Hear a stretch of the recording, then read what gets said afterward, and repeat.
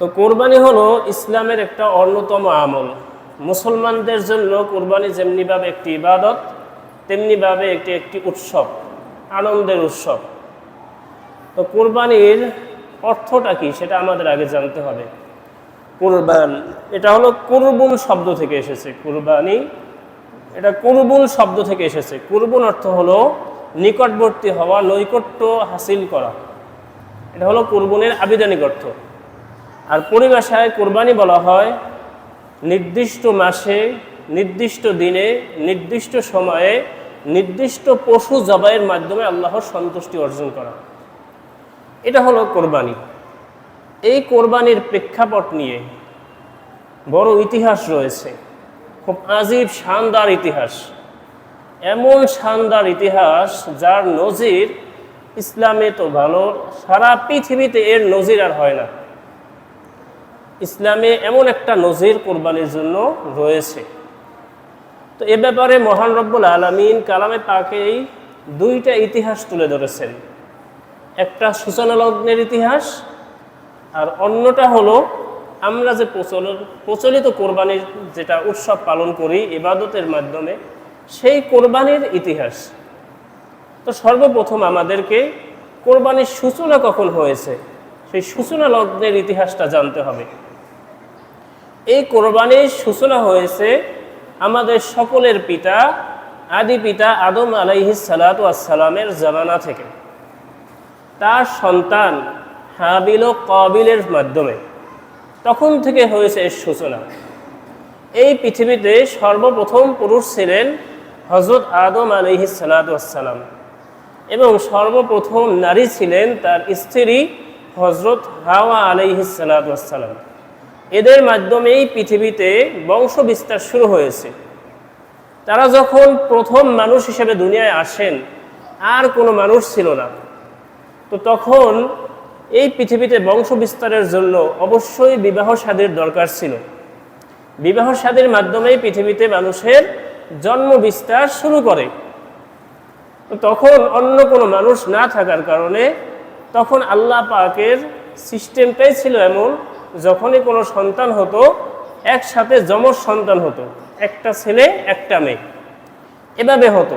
তো প্রতি জোড়ায় যে যমজ সন্তান এসেছে তারা একজন আরেকজনের সহোদরা ভাই বোন হিসাবে পরিচিত হতো, এবং অন্য যে পরবর্তী বছর যে সন্তানরা এসেছে তারা সহোদরা ভাই বোন হিসাবে, তারা আগের বছরের সন্তানের সহোদরা ভাই বোন হিসেবে বিবেচিত হতো না। এই জন্য মহান রব্বুল আলামিন তখন শরীয়ত করে দিয়েছেন যে প্রথম যে দুই সন্তান আসবে, ওই সন্তানের মধ্যে যে ছেলে, পরবর্তী বছর যে সন্তান আসবে ওই বছরের যে মেয়ে, এর সাথে বিবাহ বন্ধনে আবদ্ধ হবে, এবং প্রথম বছরের মেয়ে পরবর্তী বছরের ছেলে, এদের মাধ্যমে বিবাহ হবে। এইভাবে রীতি চলতেছিল। তো এক পর্যায়ে দুইটা পরবর্তী দ্বারা আসলো, যেখানে এক জোড়ায় ছিল হাবিল, পরবর্তী জোড়ায় ছিল কাবিল।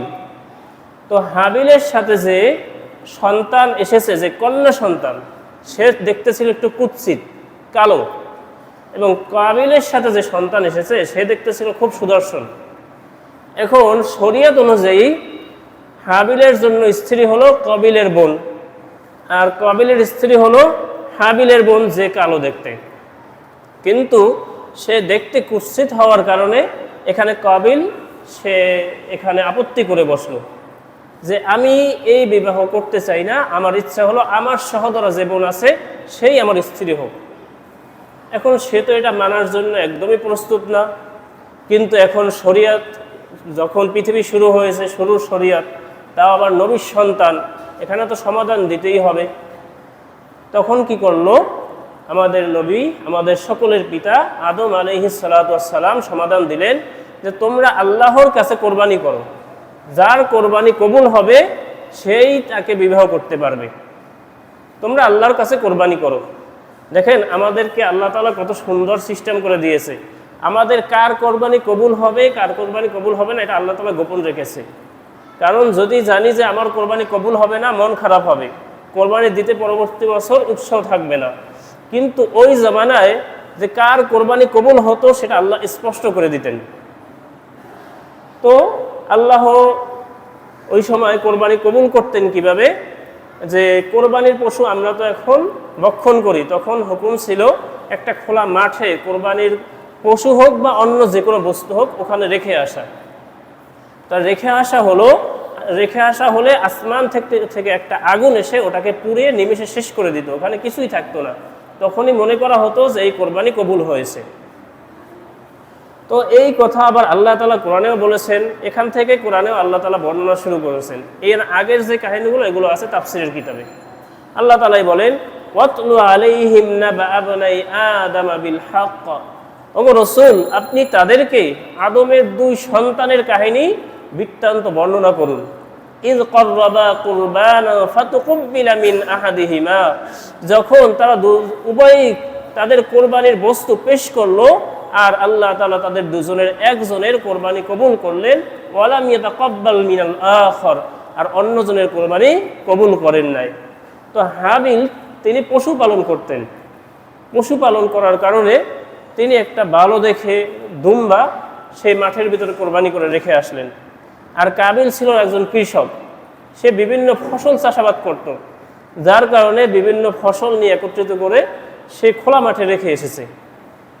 তো রেখে আসার পর সে আল্লাহ তাআলার হুকুমে দেখা গেল যিনি সত্যের পথে আছে, শরীয়তের পথে আছে, সেই হাবিলের পশুটাকেই আসমান থেকে একটা আগুন এসে পুড়িয়ে দিয়ে গেল।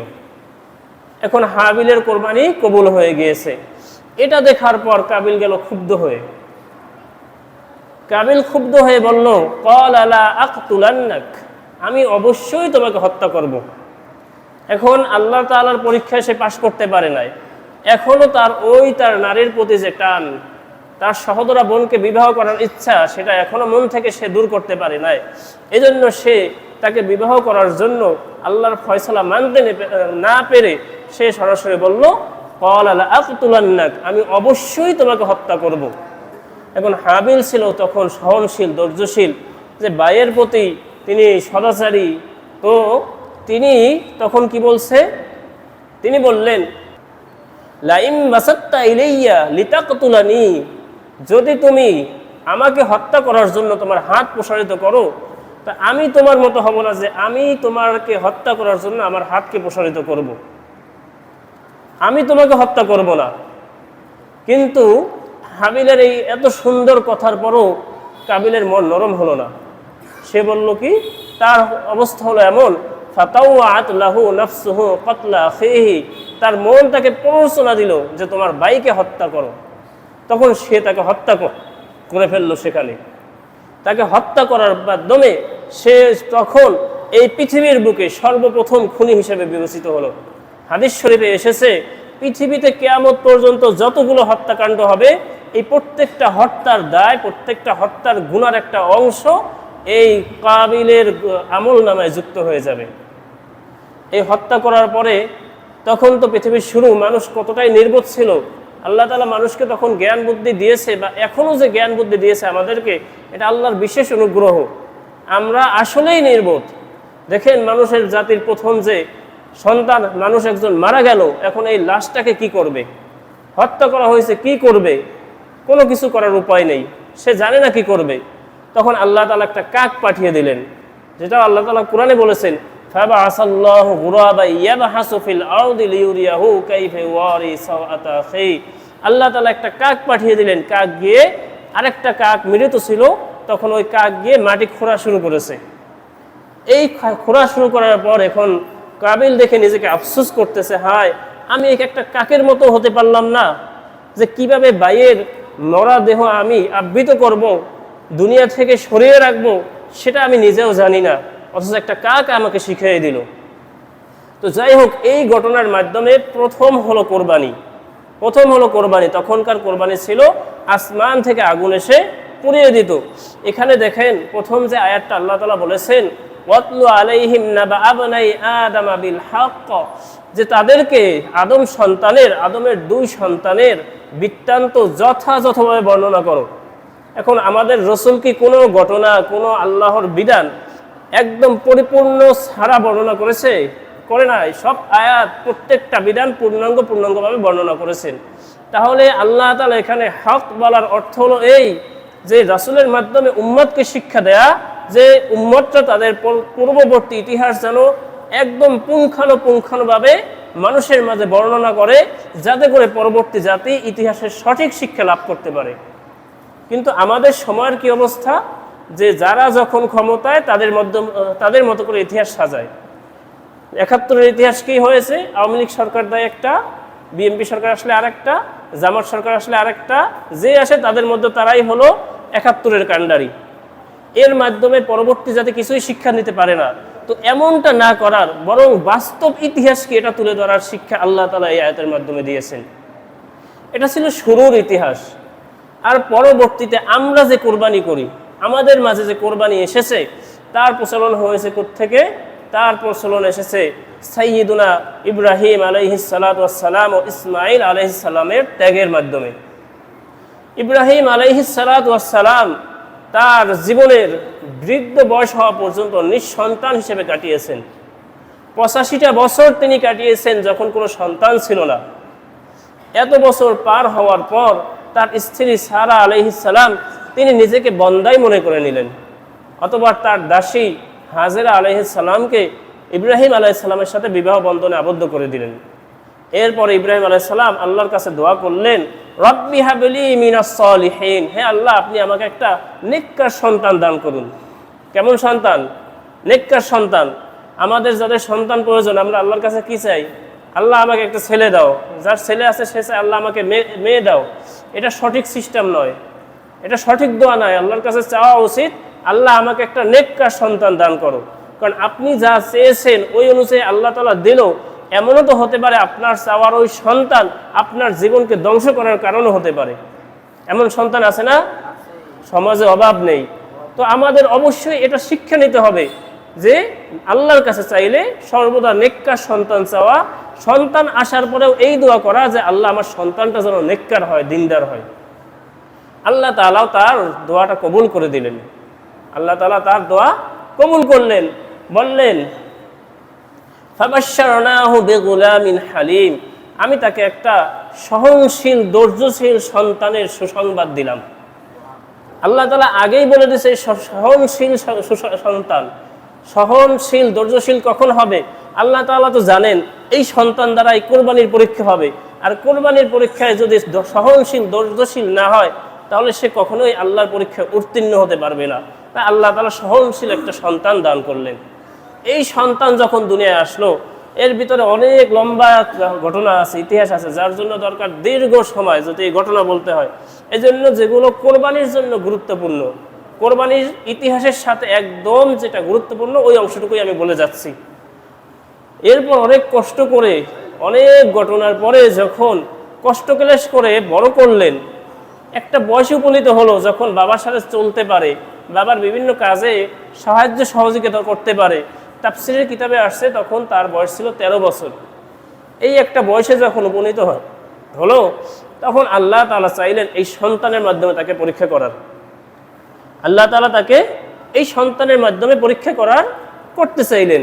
আল্লাহ তাআলা তাকে স্বপ্নের মাধ্যমে দেখালেন যে এই সন্তানকে সে কোরবানি করছে। এটা আল্লাহ তাআলা কোরআনেই বলে দিয়েছেন, ফালাম্মা বালাগা মাহুস সা'য়া ক্বালা ইয়া বুনাইয়া ইন্নী আরা ফিল মানামি আন্নী আযবাহুকা ফানজুর মাযা তারা। যে যখন সে বাবার সাথে চলতে পারে, একটা পূর্ণ বয়সে পৌঁছলেন, তখন আমি তাকে স্বপ্নে দেখালাম। যখন তার বাবার সাথে চলার বয়সে পৌঁছে গেল, তখন সে বলল, তার সন্তানকে বলল, হে আমার সন্তান, আমি স্বপ্নে দেখেছি যে তোমাকে জবাই করতেছি। এবার তুমি মতামত জানাও যে তুমি এ ব্যাপারে কি করবে। এখন দেখেন, বাবা নবী, সন্তান সেও হবে নবী। ইব্রাহিম আলাইহিস সালাম এটা দেখছেন কোথায়? স্বপ্নে। আল্লাহ তাআলা চাইলে জিবরাইল আলাইহিস সালামের মাধ্যমে তাকে নির্দেশ পাঠাইতে পারতেন, তোমার সন্তানকে জবাই করো। আল্লাহ তাআলা সে নির্দেশ দেন নাই, তাকে স্বপ্নে দেখাইছেন। এই স্বপ্নে দেখানোটাও একটা পরীক্ষা, কারণ স্বপ্নের বিভিন্ন রকম ব্যাখ্যা করা যায়। যে স্বপ্নে দেখার পর ভিন্ন ব্যাখ্যা করে এটা এড়িয়ে যাওয়ারও সুযোগ ছিল। তা আল্লাহ তাআলা তাকে স্বপ্নের মাধ্যমে এটা দেখিয়ে আল্লাহ তাআলা নির্দেশ দিলেন, যে পরীক্ষার মধ্যে ফেলাইলেন যে এটাকে সে নিজের মতো ব্যাখ্যা করবে নাকি আল্লাহর আদেশ হিসেবে মেনে নেবে। আল্লাহর আদেশ হিসেবে মেনে নিবে কিনা সেটার দিকেও আল্লাহ তাআলা ইঙ্গিত দিয়ে দিলেন, ইশারা দিয়ে দিলেন। তো আল্লাহ তাআলা তিনি এই পরীক্ষায় উত্তীর্ণ হলেন এবং তিনি এই স্বপ্নটাকেও তার জন্য আদেশ হিসেবে গ্রহণ করে নিলেন আর সন্তানের কাছেও মতামত চাইলেন। সন্তান যদি মতামতে রাজি নাও হতো তবু খলিলুল্লাহ কোরবানি করতেন, কিন্তু তিনি তো চেয়েছেন একটা নেককার সন্তান। আল্লাহ তাআলা নেককারের সাথে সহনশীলতাও দিয়েছেন, যার কারণে তিনিও বলে নিয়েছেন। তিনি বলেছেন ক্বালা ইয়া আবাতি ইফআল মা তু'মার। দেখেন এখানে দুইটা জিনিস স্পষ্ট হয় যে তিনি খুব ধৈর্যশীল, সহনশীল, যার কারণে এটা মেনে নিয়েছেন। আবার ইব্রাহিম আলাইহিস সালাম বলেছেন আমি স্বপ্নে দেখেছি, আর ইসমাঈল আলাইহিস সালাম বলতেছেন ইয়া আবাতি ইফআল মা তু'মার, হে বাবা আপনাকে যেটা আদেশ করা হয়েছে ওইটাই করেন। তিনি কিন্তু বলেন না যে আপনি যা স্বপ্নে দেখেছেন সেটা করেন। তার মানে সেই ছোট বয়সে, এই কিশোর বয়সেও আল্লাহ তাআলা তার ভিতর এমন জ্ঞান দিয়েছেন যে তিনি এটা বুঝতে পেরেছেন যে নবীদের স্বপ্ন এটাও ওহী। এজন্য তিনি বলেছেন আপনাকে যেটা আদেশ করা হয়েছে সেটাই করেন।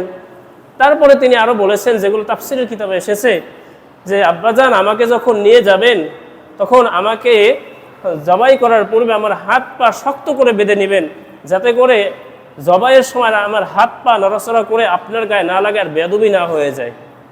কতটা সহনশীলতা! এবং সেই সাথে বলেছেন ছুরিতে ভালোভাবে দাঁড় দিয়ে নেবেন যাতে দ্রুত জবাই হয়ে যায় আর আমার প্রাণটা দ্রুত বের হয়ে যায়, যাতে এই প্রাণ বের হতে যেন কষ্ট না হয়, আপনারও যেন জবাই করতে কষ্ট না হয়। আর আপনার পোশাকটাকে একটু সামলে রাখবেন যেন আপনার পোশাকে রক্তের ছিটা না লাগে। রক্তের ছিটা লাগলে হয়তো বেয়াদবি হয়ে যাবে আর আমার সওয়াবের পরিমাণটা কমে যাবে। কত সুন্দর চিন্তা ভাবনা! আল্লাহ তাআলা কিভাবে তাদেরকে পরীক্ষা এবং ধৈর্য দিয়েছেন এবং আমাকে শোয়াইয়া নেবেন, এটা আল্লাহ তাআলা পরবর্তী কথা কোরআনে বলেছে ফালাম্মা আসলামা ওয়া তাল্লাহু লিল জাবিন, যে যখন তারা উভয়েই জিনিসটা মেনে নিল, উভয়েই মেনে নিল এবং আল্লাহ তাআলা তাকে ইব্রাহিম আলাইহিস সালাম আল্লাহর নির্দেশে তাকে জবাইয়ের জন্য শোয়াই দিলেন। ফালাম্মা আসলামা ওয়া তাল্লাহু লিল জাবিন, জবাইয়ের জন্য যখন শোয়াই দিলেন, এরপরে তাফসীর কিতাবে আসছে ছুরি দিয়ে সজোরে চালাতেছে, সজোরে আঘাত করতেছে, কিন্তু যে গলা কাটে না। এরপর রাগ হয়ে ছুরিটা একটা পাথরের উপর নিক্ষেপ করলেন, পাথর কেটে দুই টুকরো হয়ে গেছে ছুরির আঘাতে, কিন্তু ইসমাইলের গলা কাটে না।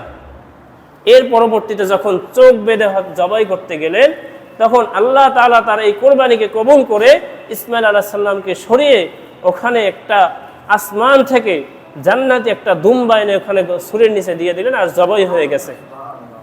জবাই হওয়ার পর ইব্রাহিম আলাইহিস সালাম তো খুশি যে আমার জবাই তো হয়ে গেছে, আমার সন্তানকে আমি কোরবানি দিয়ে ফেলাইছি। তিনি তো খুশি, চোখ খুলে দেখে সন্তান পাশে দাঁড়ানো। তিনি বলেন ব্যাপার কি, সন্তান এখানে কেন? এরপরে আসমান থেকে ওহীর মাধ্যমে আল্লাহ তাআলা ঘোষণা দিয়ে দিয়েছেন যে তোমার কোরবানি কবুল হয়ে গিয়েছে। এভাবে আল্লাহ তাআলা তার কোরবানিকে কবুল করেছেন।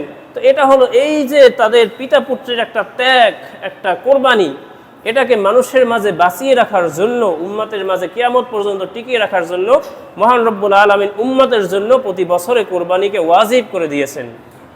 এজন্য যাদের সামর্থ্যবান আছে তাদের অবশ্যই উচিত কোরবানি করা, কোরবানি থেকে সামান্যতম পিছিয়ে না যাওয়া। কেননা রাসূল সাল্লাল্লাহু আলাইহি সাল্লাম যারা কোরবানি দিতে অলসতা করে তাদের ব্যাপারে কঠিন ভাষায় কথা বলেছেন। রাসূল সাল্লাল্লাহু আলাইহি সাল্লাম বলেছেন মান ওয়াজাদা সাআতান ফালাম ইউদাহি ফালা ইয়াকরাবান্না মুসাল্লানা, যার সামর্থ্য আছে কিন্তু কোরবানি দেয় না, কোরবানি দিতে চায় না, সে যেন আমাদের ঈদগার কাছে দ্বারে কাছেও না আসে। সুতরাং সামর্থ্য থাকলে তাকে কোরবানি দিতেই হবে, এটা একটা ওয়াজিব আমল। তো আমরা জিলকদ মাসের একদম শেষ প্রান্তে চলে এসেছি, সামনে আমাদের জিলহজ মাস শুরু। তো জিলহজ মাস শুরুর আগে থেকে আমাদের কিছু প্রস্তুতি নেওয়া দরকার, কারণ জিলহজ মাসের বিশেষ গুরুত্ব আছে এবং প্রথম দশকের বিশেষ ফজিলত রয়েছে। আল্লাহ তাআলা কোরআনেই বলেছেন ওয়াল ফাজরি ওয়া লায়ালিন আশরি, 10 ফজরের কসম, 10 রাতের কসম। আল্লাহ তাআলা কোরআনে যে জিনিসের কসম খেয়ে কথা বলেন ওই জিনিসটা খুবই গুরুত্বপূর্ণ এবং মর্যাদাবান হয়। তো আল্লাহ তাআলা এখানে 10 রাতের কসম করেছেন, আর তাফসীরের কিতাবে আসছে এই 10 রাত দ্বারা উদ্দেশ্য হলো জিলহজের প্রথম 10 রাত। তাহলে এই 10টা রাত খুব গুরুত্বপূর্ণ। আবার হাদিসে রাসূল সাল্লাল্লাহু আলাইহি সাল্লাম বলেছেন, মা মিন ইয়াউমিন আহাব্বু ইলাল্লাহি আইয়াতাআব্বাদা লাহু ফিহা মিন আশরি জিল হিজ্জা। জিল হজের প্রথম দশকের চেয়ে ইবাদতের জন্য আল্লাহর কাছে উত্তম কোনো দিন নাই, কোনো সময় নাই। সুতরাং এই জিল হজের দিনগুলো উত্তম, রাতগুলো উত্তম। এই জন্য এগুলোতে বিশেষ বিশেষ ইবাদত করা, আমাদের যাদের সম্ভব রাতগুলোতে রাত জেগে নামাজ পড়া, কিছু দান সদকা করা, জিল হজের 1 তারিখ থেকে 9 তারিখ পর্যন্ত রোজা রাখা। রাসূল সাল্লাল্লাহু আলাইহি সাল্লাম এক হাদিসে বলেছেন যে জিল হজের প্রথম দশকে ইবাদত করা এটা আল্লাহর কাছে সব কিছুর চেয়ে প্রিয়। এক সাহাবী এসে জিজ্ঞেস করলেন, এটা কি তাহলে আল্লাহর রাস্তায় জিহাদ করার চেয়েও কি প্রিয়? রাসূল বলেন, হ্যাঁ, এটা জিহাদের চেয়েও প্রিয়। তবে কেউ যদি তার জান মাল সব কিছু উৎসর্গ করে জিহাদ করে, করতে করতে তার জান মাল সব কিছু আল্লাহর রাস্তায় বিলিয়ে দেয়, তাহলে সে প্রিয় হতে পারবে, সে এর চেয়েও প্রিয় হবে। অন্যথায় এই 10 দিন ইবাদত করা এটা হলো আল্লাহর কাছে সব কিছুর চেয়ে প্রিয়। এই জন্য আমাদের এই দিনগুলোতে ইবাদতের জন্য প্রস্তুতি নেওয়া, এই দিনগুলোতে ইবাদত করা, এই দিনগুলোর বিশেষ কিছু ইবাদত। এর ভিতরে আরেকটা কথা, সেটা হলো যারা কোরবানি দেওয়ার নিয়ত করেছি, আমাদের ভিতরে আসি না অনেকে কোরবানি দেব নিয়ত আছে, যারা কোরবানির নিয়ত করেছি তাদের শরীরের নখ, চুল, অবাঞ্ছিত আরও লম থাকলে সেগুলোকে সামনে সোমবারের ভিতরে কেটে ফেলা, অর্থাৎ জিলকদ মাস শেষ হওয়ার আগেই এগুলোকে কেটে ফেলা, এবং জিলহজ মাসের শুরুর দিন থেকে ঈদের কোরবানির দিন পর্যন্ত এগুলোকে না কাটা, বরং ঈদের নামাজ পড়ার পর তারপরে কাটা। এটা তার জন্য বিশাল এক আমল, বিশাল এক ফজিলত। জিলহজ মাসের আরেকটা ফজিলত আছে যেটার ব্যাপারে হাদিসে এসেছে, সেটা হলো আরাফার দিন। আরাফার দিন হলো 9 তারিখ। কয় তারিখ? জিলহজ মাসের 9 তারিখ। কেউ এটা মনে করবেন না যে সৌদি আরব যেদিন আরাফা এটা ওই দিনে বাংলাদেশেও আরাফা। একদল মানুষ আছে আমাদের দেশে এই স্লোগান দেয় যে আরাফা সারা বিশ্বে একদিন হবে। সারা বিশ্বে একদিন না, বরং 9 তারিখ। কারণ রাসূল সাল্লাল্লাহু আলাইহি সাল্লাম বলেছেন, সুমু লিরুইয়াতিহি ওয়াফতিরু লিরুইয়াতি, তোমরা চাঁদ দেখে রোজা রাখো, চাঁদ দেখে রোজা ভঙ্গ করো। অর্থাৎ চাঁদের তারিখ অনুযায়ী আমাদেরকে রোজা রাখতে হবে, সেটা হবে 9 তারিখ। তো 9 তারিখ আরাফার রোজা রাখলে কি ফজিলত? রাসূল সাল্লাল্লাহু আলাইহি সাল্লাম বলেছেন, এই দিনে যে রোজা রাখবে তার জন্য আগামী 1 বছরের গুনাহ মাফ হবে, পিছের 1 বছরের গুনাহ মাফ হয়ে যাবে। তো এই ফজিলত পেতে হলে অবশ্যই আমাদেরকে খাঁটি নিয়তে ইখলাসের সাথে এই দিনটাকে রোজা রাখতে হবে। তো আমরা এই যে আমলগুলো আছে, টুকিটাকি আমলগুলো, এই আমলগুলোর উপরে সকলেই আমল করার চেষ্টা করবো। পারবো তো ইনশাআল্লাহ? ইনশাআল্লাহ। তো আমাদের এই পর্যন্ত যতগুলো আলোচনা হলো, কোরবানির ইতিহাস সম্পর্কে আলোচনা হলো, এগুলোকে বোঝার, নিজের মধ্যে উপলব্ধি করার, এর থেকে শিক্ষা গ্রহণ করার আল্লাহ তাআলা তৌফিক দান করুন। সেই সাথে জিলহজের আমলগুলোরও আমল করার তৌফিক দান করুন। ওয়া আখিরু দাওয়ানা আলহামদুলিল্লাহি রাব্বিল আলামিন।